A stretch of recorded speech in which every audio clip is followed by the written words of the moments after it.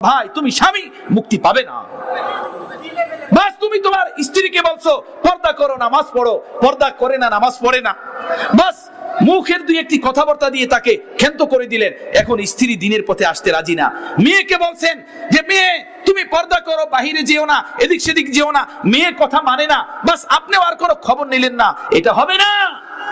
দুনিয়ার আগুন থেকে বাঁচানোর জন্য যে পরিমাণ চেষ্টা ফিকির আমরা করি, দুনিয়ার রোগে আক্রান্ত হলে তার সুস্থতার জন্য যে পরিমাণ চেষ্টা কুশে চিকিৎসা আমরা করি, আমার বন্ধুগণ, আমার মুসলমান ভাইরা, আমার সাথীরা, আমার দোস্তরা, শুনুন, কান খুলে এই কথা শুনুন। মহান রব্বুল আলামিন বলেন সেই পরিমাণ চেষ্টা যতক্ষণ পর্যন্ত আমরা আমাদের অধীনস্থ লোকদেরকে, স্বামী তার স্ত্রীকে, বড় ভাই ছোট ভাইকে, এমনি ভাবে বাবা তার সন্তানকে, মা তার সন্তানকে, দাদা নানা তার নাতিপুতিকে জাহান্নামের আগুন থেকে বাঁচানোর জন্য না করবেন, ততক্ষণ পর্যন্ত তার মুক্তি নসিব হবে না, সে মুক্তি পাবে না।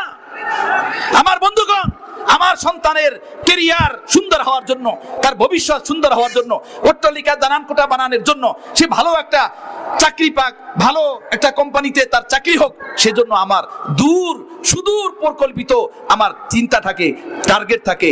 সেই টার্গেট নিয়ে ছোট্টবেলা থেকে তাকে আমি